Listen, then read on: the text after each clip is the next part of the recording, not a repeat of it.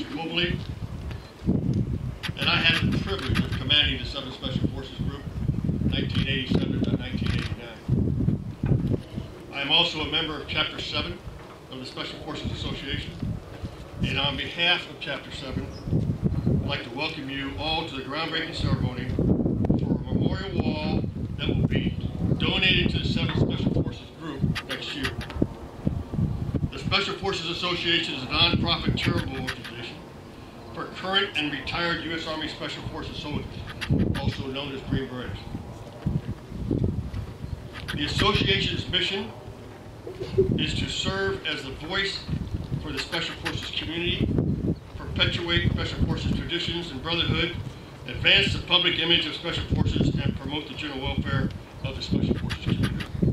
Chapter 7 was first chartered in Panama in July 1972, and since its inception, it has been co-located with elements of the 7th Special Forces Group. The soldiers and families of the 7th Special Forces Group have always been the association's primary focus. As you are no doubt aware, the 7th Group is a relative newcomer to Northwest Florida. For over half a century, the 7th Group was stationed at Fort Bragg, North Carolina. In 2011, after several years of planning and construction, the group was moved here to Negley. Despite all the years of planning and nearly $500 million in construction, one important aspect was overlooked. We did not construct a memorial wall for our fallen comrades, and we are here today to rectify that oversight. As mentioned earlier, soldiers of the 7th Special Forces Group have conducted operations in Central and South America, Vietnam, Cambodia, Laos, Afghanistan, Iraq, and more than 40 other nations. Frequently under the most austere conditions, sometimes peace, sometimes war, but more often than not, in the shadowy spectrum of operations that are not quite war, but far from peace. Shortly after I assumed command of the 7th Special Forces Group, the group was conducting advisory missions in El Salvador.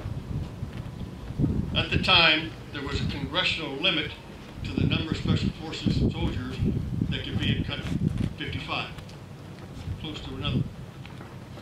While some of these advisors were working in South Salvador headquarters locations, there were a few that were advising the El Sal Army in remote camps.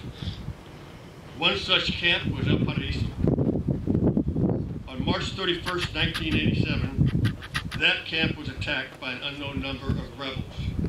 Sergeant First Class Gregory Tronius was killed that evening, along with 43 other El Salvadorian officers and soldiers, and 35 of them were wounded. There was only 250 of them at that camp, so they took fairly high casualty rate that night. Today, nearly 30 years later, the United States continues to deploy Special Forces soldiers to remote locations to provide advice and assistance to our foreign partners. The mission of Special Forces has not significantly changed. The conditions have, but the mission has not.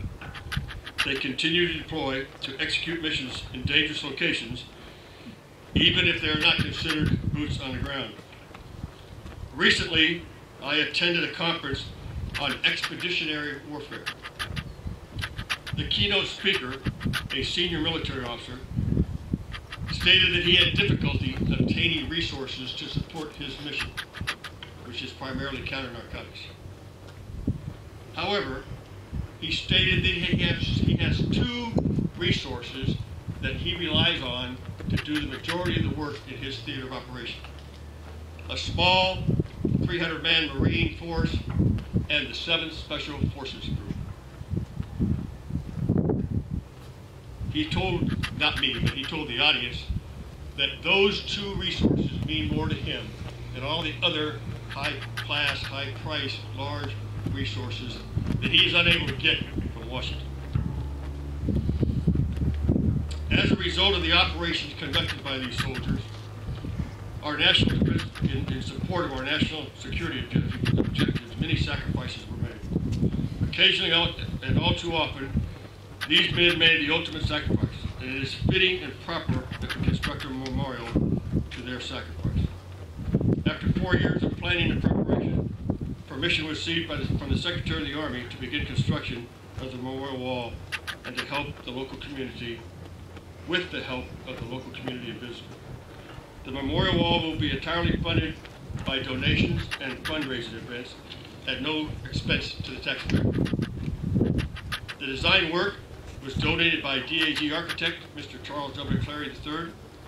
Construction management services are being provided courtesy of Randy Wise, Randall Wise Homes Incorporated, and Roger Kraft of RAC Engineering.